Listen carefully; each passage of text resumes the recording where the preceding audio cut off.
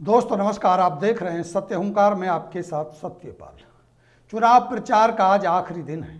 Party प्रत्याशियों के द्वारा सभी तरह की जोड़ तोड़ उठापटक की जा चुकी है। पार्टियों के नेताओं कार्यकर्ताओं ने जमकर राजनीतिक सेटिंग की है। अब की बार भीतरघात कम हुआ, खुलेआम पार्टी प्रत्याशियों से बगावत देखी गई। पार्टी के निवर्तमान पार्षदों ने खुद सामने न आकर अपने परिवार के साथ अपने कार्यकर्ताओं को खुलेआम दूसरे नेताओं के साथ लगा दिया, जिसके वीडियो फोटो सोशल मीडिया पर जमकर वायरल हो रहे हैं। अब सवाल सबसे बड़ा ये उठता है कि क्या निवर्तमान पार्षदों के बगावती रुख अपनाने से भाजपा प्रत्याशी को वोटों का नुकसान होगा, या यूँ कहें वो चुनाव हार जाएंगे, या यूँ कहें कि निर्दलीय प्रत्याशी को वोटों का फायदा होगा और वो चुनाव जीत जाएगा। तो ये अभी कहा नहीं जा सकता। लेकिन एक बात जो कही जा सकती है वो ये कि 2019 में भी ऐसा ही हुआ था। तब वोटों का फायदा नहीं हुआ, बगावती रुख अपनाने के बाद भी भारतीय जनता पार्टी का प्रत्याशी भारी बहुमत से जीत गया था। कहीं ऐसा ना हो कि जो कहावत कही जाती है वो चरितार्थ हो जाए। एक गांव की कहावत है, मैं आपको सुनाता हूँ। एक किसान के पास एक कुत्ता था। वो हर रोज बैलगाड़ी के नीचे चला करता था और सोचता था कि ये बैलगाड़ी मेरी वजह से चलती है। उसे अपने ऊपर बड़ा गुमान था। एक दिन किसान उसे रोटी देना भूल गया। तब उसे गुस्सा आ गया। उसने सोचा मैं आज इसकी गाड़ी नहीं खींचूंगा, तब देखूंगा कि किसान गाड़ी लेकर कैसे जाएगा। जैसे ही किसान बैलगाड़ी लेकर चला कुछ दूर तक, तो कुत्ता उसके नीचे नीचे चलता रहा और कुछ देर के बाद कुत्ता खड़ा हो गया और गाड़ी आगे बढ़ गई। तब कुत्ते को एहसास हुआ कि गाड़ी मैं नहीं, गाड़ी तो बैल खींच रहे थे। मैं हर रोज उसके नीचे ऐसे ही चलता रहता था और सोचता कि गाड़ी मैं चलाता हूँ। कहीं ऐसा ना हो कि जो पार्षद ये दम भर रहे हैं कि भाजपा हमसे है, भाजपा प्रत्याशियों को हम जिताते हैं, उनके बगावती रुख के बाद भी भाजपा प्रत्याशी जीत गया, तब क्या सोचेंगे और फिर क्या करेंगे। इस बगावती मामले में एक और पहलू है। निर्दलीय प्रत्याशी किसी भी कीमत पर ये चुनाव जीतना चाहता है, क्योंकि उसके राजनीतिक जीवन का सवाल है। इस मजबूरी का फायदा उठाकर मोटी रकम ले ली जाए और समर्थन का नाटक कर दिया जाए। ऐसा 2019 में भी हुआ था। 10-10 लाख रुपए एक एक नेता के लिए समर्थन देने के लिए लिए गए थे, लेकिन पैसे तो ले लिए, वोट तो दिलवाया ही नहीं। नतीजा ये कि तब के कांग्रेसी चुनाव हार गए। हार जीत की गारंटी तो कोई लेता नहीं है। वोट जो जिसे देगा वो दे देगा। तिगांव विधानसभा का गुणा गणित भी यही कहता है कि लाख कोशिशों के बावजूद झूठा प्रचार, किराए की भीड़, भाड़े के समर्थक, गुंडों का साथ, अश्लील डांस, ऐसे हथकंडे अपनाने के बाद भी भारतीय जनता पार्टी ये सीट बड़े अंतर से जीतने जा रही है। कारण बड़ा ही स्पष्ट है। सत्ता विरोधी लहर का 4-5 जगह बट जाना। सोचो, कांग्रेस का प्रत्याशी किसी की वोट काट रहा है, आम आदमी पार्टी प्रत्याशी किसकी वोट काट रहा है, हाथी वाले किसकी वोट काट रहे हैं, निर्दलीय गिरिराज शर्मा किसकी वोट काट रहे हैं। तो कोई कहता है दोनों की काट रहे हैं, तो कोई कहता है भाजपा की काट रहे हैं, तो कोई कहता है कि निर्दलीय जो प्रत्याशी लड़ रहे हैं ललित नागर, उनकी वोटों में सेंधमारी हो रही है। निर्दलीय विधायक, पूर्व विधायक जो थे ललित नागर, उनका जो गणित है, उनका गणित अपने हिसाब से अलग ही है।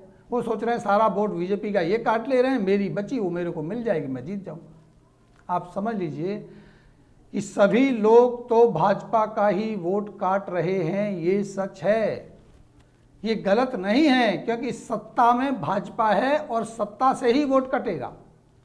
लेकिन सबसे बड़ा सवाल ये है कि क्या विपक्ष में विरोधी की ताकत को ये वोट कटने के बाद मजबूत करेंगे। दरअसल जो वोट भाजपा प्रत्याशी से हटा या कटा, वो 4 जगह चला जा रहा है, किसी की तरफ कम, किसी की तरफ ज़्यादा। रोहित नागर के पास कांग्रेस के सिंबल का कैडर वोट है, चाहे वो जो भी हो, 5,000, 10,000, 20,000 और 50,000। गिरिराज शर्मा भी मजबूती से चुनाव लड़ रहे हैं, उनके पास भी वोट जा रहा है। आम आदमी पार्टी का प्रत्याशी भी अपना कैडर वोट लेकर के चुनावी मैदान में है। रही बात ललित नागर की, उनको अपना व्यक्तिगत वोट ही है उनके पास। दूसरा सबसे बड़ा कारण, भाजपा का वोटर किसी भी कीमत पर अपना वोट कमल के निशान के सिवा कहीं और डालता ही नहीं है। पिछले 5 चुनावों का हिसाब किताब तो यही कहता है, इतिहास इस बात का गवाह है। चाहे वो बीता लोकसभा का चुनाव हो या उससे पहले पार्षदों के चुनाव या उससे पहले हुए विधायक और लोकसभा के चुनाव हों, लगातार पिछले 5 बार से ऐसा देखा गया है कि हर किसी कीमत पर 70 से 80% वोट बीजेपी के खाते में शिफ्ट हो रहा है। प्रत्याशियों को गालियां दे देकर वोट भाजपा को ही देते हैं लोग। वो जानते हैं असल सच क्या है। इन चुनावों में ना कोई झंडा, ना कोई डंडा, ना कोई एजेंडा, बस विरोध करो, हराना है, जिताना है, जिताना है। अरे भाई, भाजपा वालों से पूछो क्यों हराना है? सारे पार्षद, निवर्तमान पार्षद भाजपा ही के लोग हैं और वो हराना चाहते हैं, तो उनसे पूछिए एक सवाल कि आप बताइए क्यों हराना है भाजपा के कैंडिडेट को? क्या विकास नहीं हुआ? भाजपा वाले बताएं कि क्या ये सच में ही विकास नहीं हुआ? भाजपा के प्रत्याशी को हराने का कारण तो बताएं एक बार। नहीं बता पाएंगे, क्योंकि खुद विकास न करा पाने के दोषी हैं। पार्षद तो आप थे, जिम्मेदारी आपकी थी जनाब। 7 साल हो गए आपको, तो कुछ काम किया आपने? अगर आज जनता काम मांग रही है तो ये जनता काम आपसे क्यों ना मांगे?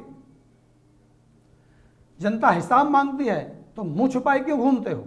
अरे भाई, आके सामने बताओ ना जनता को कि आपने क्या किया, आपकी पार्टी ने क्या किया, आपके विधायक ने क्या किया, आपके सांसद ने क्या किया। अगर किया है तो वोट लो। लेकिन यहां तो उल्टा गणित चलता है। जनता सवाल ना पूछ ले, इसलिए विपक्ष में जाके खड़े होकर उनके साथ समर्थन कर दो और खुद पीछे हट जाओ। परिवार को लगाओ, सारे कार्यकर्ताओं को लगा दो। सबके फोटो और वीडियो हैं हमारे पास, उन कार्यकर्ताओं के भी हैं जो उनके साथ थे, कल उनके साथ नजर आएंगे। फिर यही सवाल होगा। भाजपा के पार्षद बताएं कि किस मंच पर खड़े दिखाई दिए हैं आप? भाजपा के मंच पर, विरोधी किसी निर्दलीय के मंच पर? कांग्रेस तो है ही नहीं। सोचो क्या होगा इनकी राजनीति का। अगर पार्टी विरोधी गतिविधियों के बाद भी नहीं हरा पाए तो फिर पार्षद का चुनाव आएगा, फिर भाजपा ने ये किया, भाजपा ने वो किया, वोट मांगने आएंगे। जनता को बेवकूफ समझाया है। हमेशा सत्ता पर एक ही व्यक्ति, एक ही दल का शासन कभी नहीं रहा। वक्त बदलाव मांग रहा है, नई राजनीतिक समीकरण बन रहे हैं, नया राजनीतिक क्षेत्र बन रहा है। अरे भाई, अब तिलपत विधानसभा होने जा रही है। सत्ता परिवर्तनशील है। झूठ, फरेब, आडंबरबाजी, छल कपट से कभी कोई व्यक्ति महान नहीं बनता है। जनता के साथ धोखा करके कोई बड़ा नेता नहीं बनता है। फरीदाबाद की राजनीति में बड़े बदलाव का योग बन रहा है। याद रखिएगा, मेरी बात याद रखिएगा। अंततः जीत सत्य की होती है। पार्टी से गद्दारी, जनता से धोखा खुद को भी सुकून से जीने नहीं देता है। इतिहास गवाह है, जिन नेताओं ने पार्टी और जनता से बेवफाई की है, उन नेताओं का अस्तित्व ही खत्म हो गया है। खैर, वक्त बदलता है, वक्त बलवान है। देखते हैं 8 को कौन सी भाजपा हारेगी और कौन सी भाजपा जीतेगी, कौन बनेगा विधायक और कौन होगा आपके प्रदेश का मुख्यमंत्री। नज़र हमारी लगातार बनी है। बदलते समीकरणों को हम आप तक पहुंचाते रहेंगे और दमखम के साथ आवाज़ अपनी बुलंद करके उठाते रहेंगे कि जनता की आवाज़ है। जनता आपसे सवाल पूछती है कि आप आइए और बताइए सामने खड़े होकर। ये अंदर अंदर की मीटिंग करना बंद कीजिए। फिर मिलेंगे। नमस्कार।